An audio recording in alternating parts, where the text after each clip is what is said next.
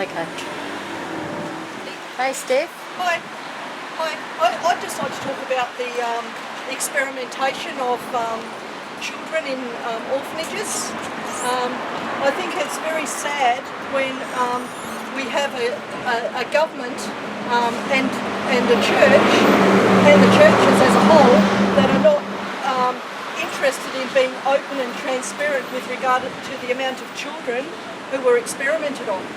A number of children were rumoured to have died from these experiments.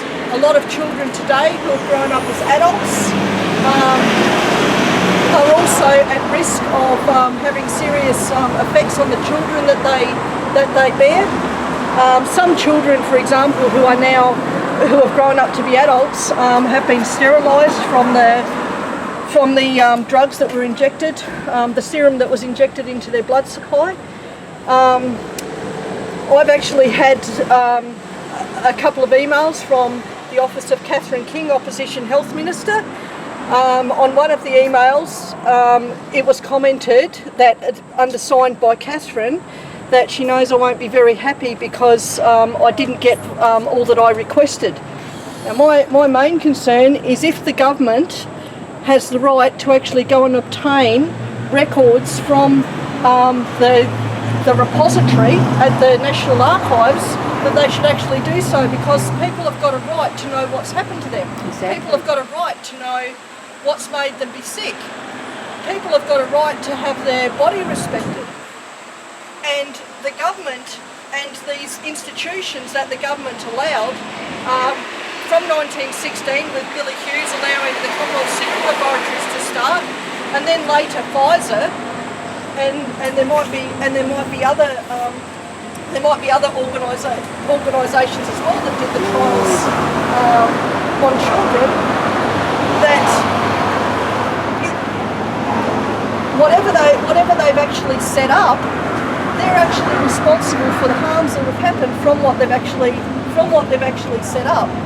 So, for example, like I said, the experimentation of the children in the institutions. Why does Catherine King, who is now the Opposition Health Minister, not put pressure on the federal government, who is, keep in mind that Catherine King, even though her office are trying to deny it, Catherine King is still a member of the government. She's still paid a federal government salary. She's still a member of the federal government, whether that be opposition or not. She's still a member. Tanya Plibersek before was the health minister. And as far as I've been able to research so far, although I have asked Tanya Plibersek, I have not been able to come up with anything where she's actually put questions and she's actually ensured that these children, as now adults, are actually given records and that said, yes, this is what's happened to you. Even though some of the institutions has apologised, there's been no compensation. There's been no compensation payments set up for restitution for people who were used as guinea pigs. But the fact is that these institutions were set up according to MediPress, where I've read articles from the Commonwealth Serum Laboratories. These institutions were set up by the best people in the Commonwealth. So if they're the best people in the Commonwealth, they would have known that by injecting the serum into young children's blood supply, that it is more than likely going to cause a serious health risk. I'm surprised that they know all this and they're not all up in arms. And these are atrocities that happen in our country. Yeah. And we've got people now up in arms about what's happening to the children in the asylum centres. Yeah. But look at all of this. Yeah. Well, it was really interesting the other night on question and answers. Catherine King and Malcolm Turnbull. Malcolm Turnbull is a patron of CLAN. CLAN is Care Leavers Australia Network, but Care Leavers Australia Network, that assumes people were cared for. So realistically, we weren't cared for. No. So CLAN is a false, in my mind, it's a falsehood. But anyway, Malcolm Turnbull is a patron of CLAN, and Catherine King, she knows that me and a number of other people are up in arms about stuff that's happened with regard to the trials. Well, there's a lot of forgotten Australians. You only have to look in our group and they're all quite concerned, were they part of these experiments? Yeah, and that's right. Yeah, I'm on too. Yeah. Let's give us cigarettes when I was 14 and going to university. Yeah. And it was part of our Unless you want to, did you want to? You can talk. No. Yeah. So what I'm saying is, both Catherine King and Malcolm Turnbull know that children were experimented on in the orphanages, and they're all talking about the kids in detention centres. Not once did either of them have the guts to actually get up and actually say, hang on a minute, we need to go a step back here. We need to actually talk about kids that we've harmed. What about the atrocities the Australian government committed, and it was their own government-owned laboratory Yep. who risked children's lives? Yep. And You in 1916, the Labor government, through Billy Hughes, started the Commonwealth Serum Laboratory, which, as far as I've been able to research so far, was the first serum laboratory in the country. And in 1994, the Labor government actually sold it off. Now, the fact is that there's a long sequence there with regard to the Labor government, and that's why, for example, that I'm actually, up in arms and actually taking the Labor government on. Like I said, Plibersek before was the opposition health minister, and in my opinion, as far as I've been able to research, like I said, she's done pretty much nothing with regard to enforcing accountability for what's nothing with regard to enforcing accountability with regard to what's happened for way too many children, in the institutions, whether that be church or government.